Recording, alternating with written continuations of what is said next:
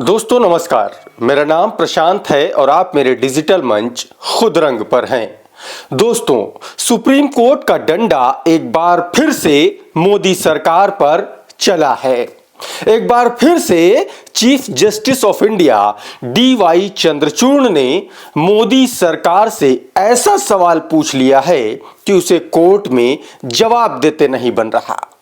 दोस्तों, supreme court ने मोदी सरकार से पूछा है कि दिल्ली में चुनी हुई सरकार होने का क्या मतलब है अगर वहां के प्रशासन और नौकरशाहों पर नियंत्रण केंद्र की मोदी सरकार के पास है। दरअसल सुप्रीम कोर्ट नौकरशाहों के तबादलों और उनकी तैनाती के लिए जो प्रशासनिक नियंत्रण है उसको लेकर सुनवाई कर रही है। इसी सुनवाई के दौरान यह सवाल मुख्य न्यायाधीश DY चंद्रचूड़ ने सरकार की तरफ से पेश सॉलिसिटर जनरल तुषार मेहता से किया। सुप्रीम कोर्ट की यह टिप्पणी तुषार मेहता की उस दलील के बाद आई जिसमें उन्होंने ये कहा कि केंद्र शासित प्रदेश का बनाने का मकसद यह है कि केंद्र इसका प्रशासन खुद चलाना चाहता है, नौकरशाही खुद चलाना चाहता है। इसीलिए केंद्र शासित प्रदेशों को केंद्र के ही सिविल सेवा अधिकारी और केंद्र सरकार के कर्मचारी ही चलाते हैं। दोस्तों, इसके पीछे मोदी सरकार की दलील है कि अधिकारियों के कामकाज पर नियंत्रण और उनके प्रशासकीय या अनुशासन संबंधी नियंत्रण के बीच अंतर होता है।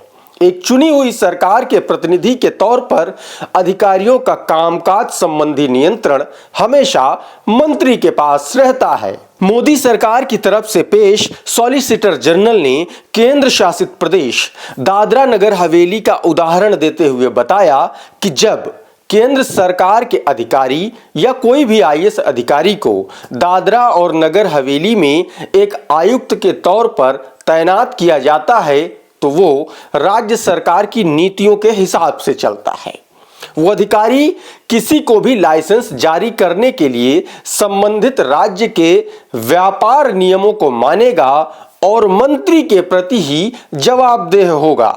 मंत्री ही नीति बनाएंगे, यानी कैसे लाइसेंस देना है और कैसे नहीं देना है और किन मापदंडों पर विचार करना है और मंत्रालय कैसे चलेगा, यह सब कुछ मंत्री तय करता है। तुषार मेहता ने कहा कि हमारा लेना देना सिर्फ प्रशासनिक नियंत्रण से है, जैसे कौन नियुक्त करेगा, कौन विभागीय कार्रवाई करता है, कौन ट्रांसफर करेगा। लेकिन वो अधिकारी गृह सचिव से यह नहीं पूछ सकता कि वो किसी को लाइसेंस जारी करे या नहीं। इसके लिए उसे मंत्रियों से ही पूछना होगा। इस पर हैरानी जताते हुए चीफ जस्टिस ने कहा कि मान लीजिए कोई अधिकारी केंद्र द्वारा नियुक्त किया गया और वो अधिकारी ठीक से काम नहीं कर रहा है। ऐसे में दिल्ली सरकार के पास कोई अधिकार नहीं है उस अधिकारी के खिलाफ एक्शन लेने का। यानी चुनी हुई सरकार के पास यह अधिकार है ही नहीं कि वो संबंधित अधिकारी को उस पद से हटाए या उसका दूसरी जगह से ट्रांसफर करके किसी दूसरे अधिकारी को उस पद पर लेकर आए। इस पर केंद्र ने कहा कि किसी भी अधिकारी को हटाने के लिए सरकार दिल्ली के उपराज्यपाल के पास जाकर उसे हटाने की सिफारिश कर सकती है। लेकिन दोस्तों, सवाल यह भी है कि जो उपराज्यपाल या राज्यपाल केंद्र के रहमो करम पर हों, वो केंद्र सरकार के खिलाफ जाएंगे कैसे? पिछले कई सालों से इस तरह के टकराव दिल्ली में देखे जाते रहे हैं। आम आदमी पार्टी हमेशा से आरोप लगाती है कि दिल्ली के उपराज्यपाल बीजेपी के इशारे पर उसे काम नहीं करने देते।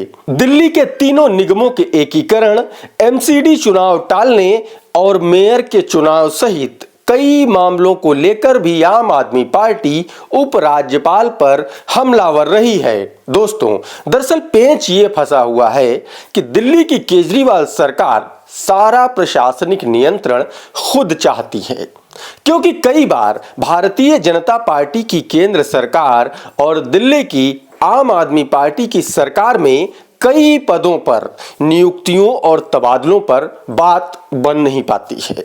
लेकिन सरकार कह रही है कि उसे सिर्फ प्रशासनिक नियंत्रण से मतलब है। यानी दिल्ली में पॉलिसी बनाएगी केजरीवाल सरकार और उसे जमीन पर उतारेंगे वो अफसर जिसे केंद्र की मोदी सरकार नियुक्त करेगी। ऐसे में काम किस हद तक सही हो पाएगा ये बताने की जरूरत नहीं है और ऐसे कई टकराव पिछले कई सालों में देखने को मिले भी हैं जिसमें मोदी सरकार और दिल्ली की आम आदमी सरकार आमने सामने आ गई है। लेकिन दोस्तों, अब सुप्रीम कोर्ट ने केंद्र की मोदी सरकार से यह पूछ लिया है कि जब सब कुछ आप ही तय करेंगे तो फिर दिल्ली में एक चुनी हुई सरकार होने का मतलब क्या है। यानी सुप्रीम कोर्ट ने मोदी सरकार को एक बार फिर से बुरी तरह से लताड़ लगाई है। फिलहाल मुख्य न्यायाधीश चंद्रचूड़ की अध्यक्षता वाली 5 जजों की संविधान पीठ इस मामले में 17 जनवरी को भी सुनवाई करेगी। इस वीडियो में फिलहाल इतना ही। ये वीडियो आपको कैसा लगा हमें कमेंट करके जरूर बताइए। इस वीडियो को आप लाइक कीजिए और ज्यादा से ज्यादा लोगों तक शेयर कीजिए। अगर आपने हमारा चैनल अभी तक सब्सक्राइब नहीं किया है तो फौरन कर लीजिए और ये वीडियो अगर आप हमारे फेसबुक पेज पर देख रहे हैं तो हमें फॉलो कर लीजिए। बहुत बहुत धन्यवाद।